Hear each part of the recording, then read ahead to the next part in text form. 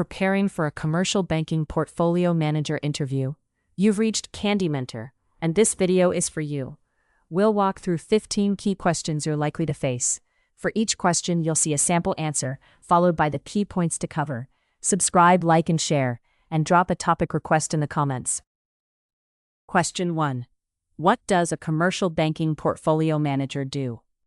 A commercial banking portfolio manager protects the bank after a loan is booked.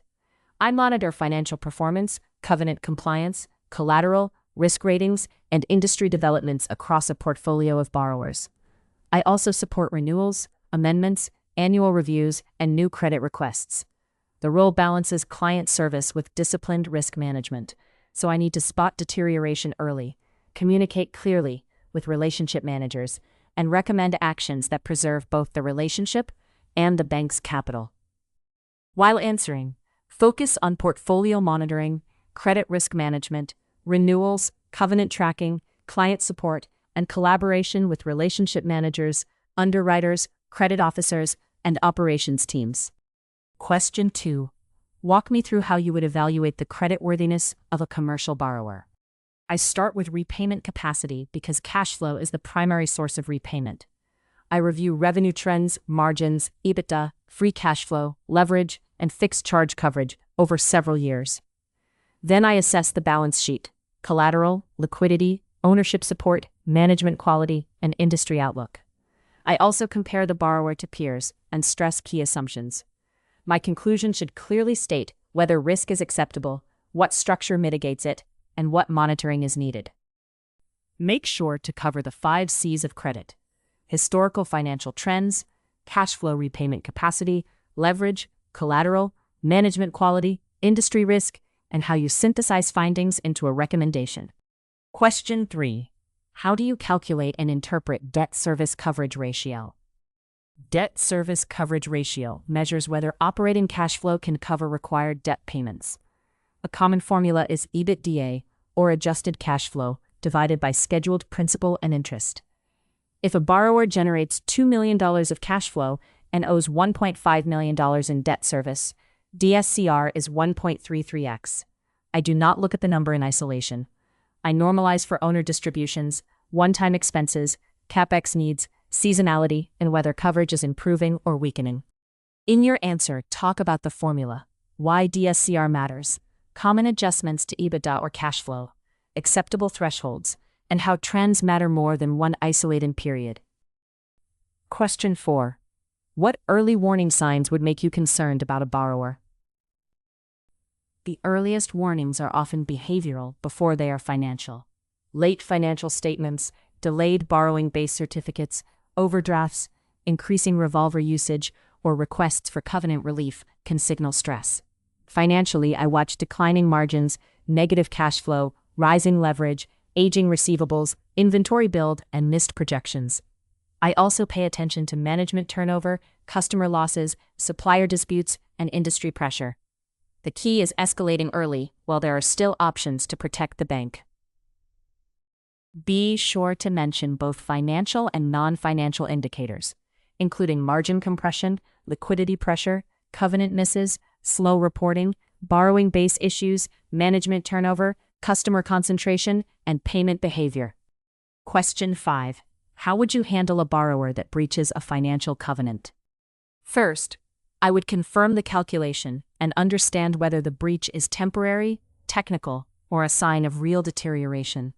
Then I would analyze updated financials, liquidity, forecasts, collateral, and management's remediation plan.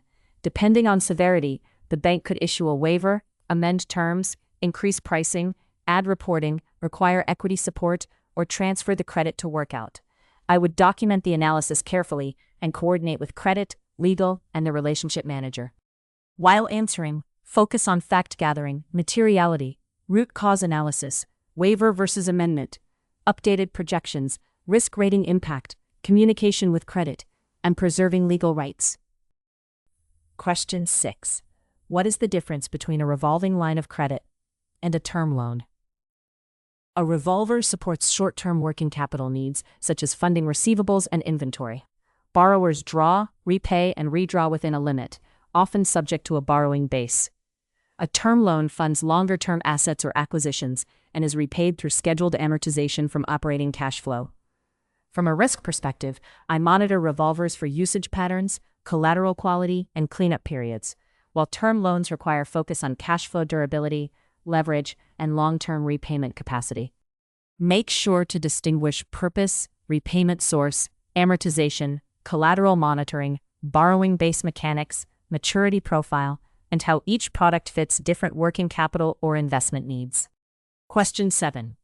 How do you monitor a commercial loan portfolio on an ongoing basis?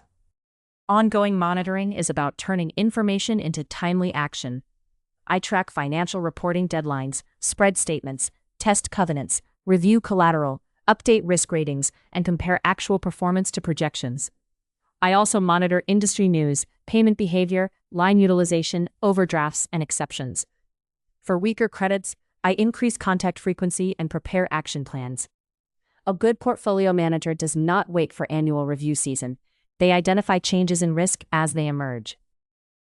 In your answer, cover periodic reviews, covenant testing, financial statement spreading, collateral checks, risk rating updates, watchlist meetings, exception tracking, and proactive communication with relationship managers.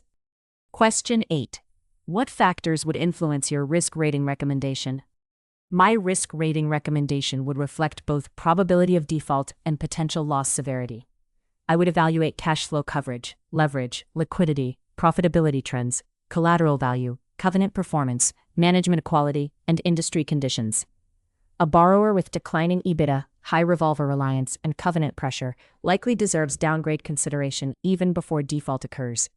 I would tie my recommendation to the bank's rating definitions and support it with specific evidence, not just a general feeling about the relationship. Be sure to discuss repayment capacity, leverage, liquidity, collateral protection, management strength, industry outlook, covenant compliance, financial trends, guarantor support, and qualitative judgment within the bank's rating framework. Question 9. How would you analyze a borrowing base certificate? I would start by reconciling the borrowing base certificate to the borrower's receivable and inventory reports. Then I would test eligibility, aged receivables, cross-aged accounts, foreign receivables, contra accounts, customer concentrations, obsolete inventory, and any excluded collateral. I would apply the approved advance rates and compare availability to outstanding borrowings. If availability is shrinking while usage is rising, that is a liquidity warning. Accuracy, timeliness, and trend analysis matter as much as the formula. While answering, focus on eligible receivables and inventory, advance rates, ineligibles, dilution, aging, concentration limits, collateral reporting accuracy, and reconciliation to financial statements or field exams. Question 10. Tell me how you would prepare for an annual credit review. For an annual review, I would gather updated financial statements, tax returns if relevant, covenant calculations, collateral reports, insurance, guarantor information, and relationship exposure. I would spread the financials, analyze trends, compare results to prior projections, validate the risk rating, and update the industry and management assessment. I would also identify exceptions, documentation gaps, and upcoming maturities. The final review should not just recap history, it should recommend the right structure and monitoring plan going forward. Make sure to include updated financial analysis, covenant compliance, risk rating validation, collateral review, management discussion, industry outlook, relationship profitability, exceptions, and a clear renewal or monitoring recommendation. Question 11. How do you balance supporting the relationship manager with maintaining independent credit judgment? The relationship manager and portfolio manager should be aligned on serving the client. But my responsibility is to provide independent risk judgment. I would be commercially minded, not obstructionist, and look for structures that meet the client's needs while protecting the bank. If I see risk, I would explain it with facts and alternatives, such as tighter covenants, more collateral, or lower exposure. Strong internal partnership means honest communication before issues reach credit committee. In your answer, emphasize partnership without becoming sales-driven, transparent communication, evidence-based recommendations, early escalation, client sensitivity, and protecting the bank's balance sheet and reputation. Question 12. What would you look for when reviewing a company's cash flow statement? I focus on whether the business converts earnings into cash. Net income and EBITDA can look strong, while receivables, inventory, or customer advances consume liquidity. I review operating cash flow, working capital movements, maintenance CapEx, distributions, acquisitions, and debt repayments. Free cash flow after necessary reinvestment is especially important because that is what supports debt service. I also separate recurring cash generation from one-time benefits, such as asset sales or delayed vendor payments. Be sure to mention operating cash flow quality, working capital changes, CapEx, distributions, debt repayment, non-recurring items, free cash flow, and whether cash generation supports debt service. Question 13. How would you stress test a borrower's financial projections? I would identify the key drivers first: sales volume, pricing, gross margin, operating expenses, working capital, CapEx, and interest rates. Then I would run downside cases, such as a 10% revenue decline, margin compression, slower collections, or higher rates. The goal is to see when DSCR, leverage, liquidity, or covenants break. A useful stress test does not just produce numbers, it tells me whether the borrower has enough cushion and what actions management could take. While answering, focus on key drivers, downside revenue and margin assumptions, interest rate sensitivity, working capital needs, leverage, covenant headroom, liquidity, and management's ability to respond. Question 14. What makes a commercial credit memorandum effective? An effective credit memo helps a credit officer make a decision quickly without hiding the risk. I would start with the request, borrower profile, purpose, structure, exposure, and recommendation.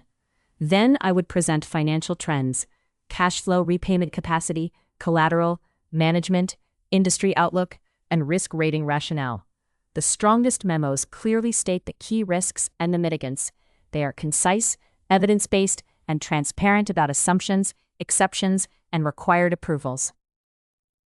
Make sure to cover clear executive summary, borrower overview, transaction purpose, financial analysis, repayment sources, risks and mitigants, structure, covenants, collateral, risk rating, and concise credit recommendation. Question 15. Describe a time you would move a borrower to watchlist or special assets. I would recommend watchlist when risk has clearly increased but the borrower still has viable repayment options. Examples include repeated covenant breaches, declining EBITDA, weak liquidity, borrowing base over advances, late reporting, or loss of a major customer. Special assets becomes more appropriate when default risk is high, collateral protection is weakening, or cooperation is poor. The move should be based on documented facts, an updated risk rating, and a practical action plan to reduce exposure or improve control. In your answer, discuss measurable deterioration, covenant defaults, liquidity strain, collateral shortfall, management issues, downgrade triggers, action plans, and the distinction between closer monitoring and formal workout transfer. If you are still with us, congratulations. You are much ahead of the rest and serious about preparing for your interview. We hope we were able to add value to your preparation and create some helpful content. Do not forget to like and share this video. Your small act can do great things for us.